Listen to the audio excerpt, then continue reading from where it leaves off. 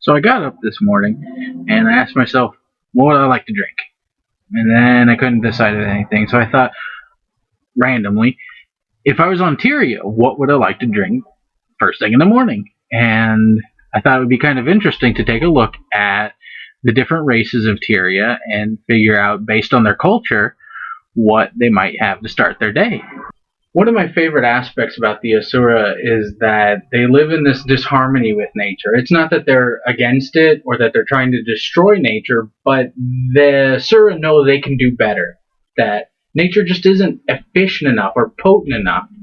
So I think the Asura would start their day off with a nice strong energy drink, something sweet so it's tasty, powerful, but more importantly, that it was something that they made, not something that they found somewhere else.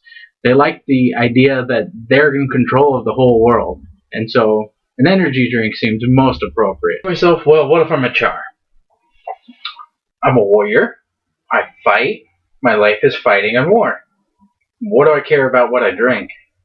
And then I kind of remembered something from middle school American literature, the Red Badge of Courage, which, if I remember right, meant getting shot. The only other thing I remember from that book is the vocabulary word demitasse, which apparently refers to a little cup of coffee that the soldiers would drink. Don't remember anything else from that book. Not a thing. So I thought about that for a while. Coffee. Why not?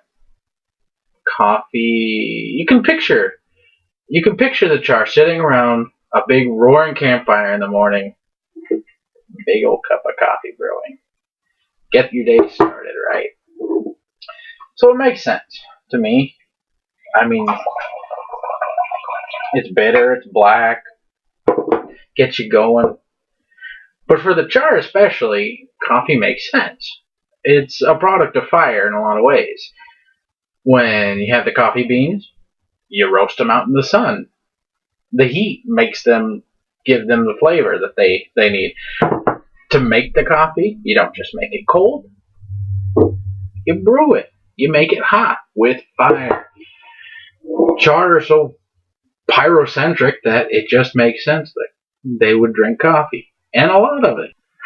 For the humans, I thought that they needed a drink that would be as simple or as complex as they were.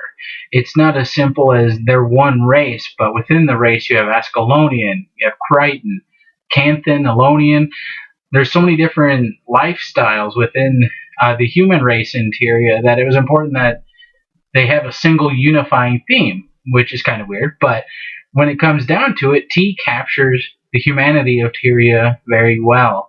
It says that it can be as strong or as quiet, as bold or as demure as necessary. So T kind of gives the humans hope in a sense. It's permanent, it's stable, and it can be lasting. It's not the most glamorous or flashy like all of the other races, but it's solid and dependable for what it is, just as humanity will be on Tyria. The choice for the Norn is really obvious. It's the breakfast of champions. Beer for breakfast. The reason why beer is especially good for the Norn is because it really is healthy. It's high in calories, it's high in carbohydrates, and antioxidants, and nutrients. So it actually is really healthy and is a good way for them to start out those really cold days. I also wanted to add that since the Norn are known as such good craftsmen, that they would appreciate good beer, not weak and bland beer, where they would actually have a strong, healthy porter or stout to start the day, which is the best way to be. The Sylvari for me were the hardest ones to figure out. They're so connected to nature, they're a part of it, but at the same time they're trying to live in this new form, so what would they actually want to put into their body? It'd have to be something very nutrient rich, but also natural. And the more you start going along this line, you realize the Sylvari are probably health nuts.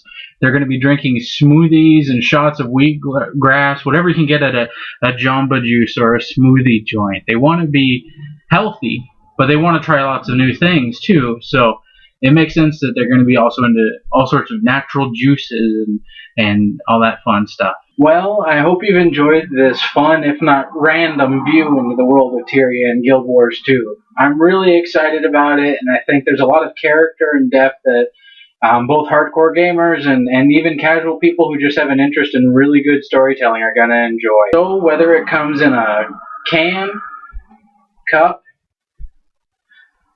mug, or glass, it's going to be a great game. And for some more reading, if you're interested in this kind of random view into the world and we get a better understanding of things, check out the book, A History of the World in Six Glasses. It's pretty much just along the same lines, and I probably stole a lot from it, but it's a really good book anyway. So, thank you for watching, and hopefully there will be many more videos to come.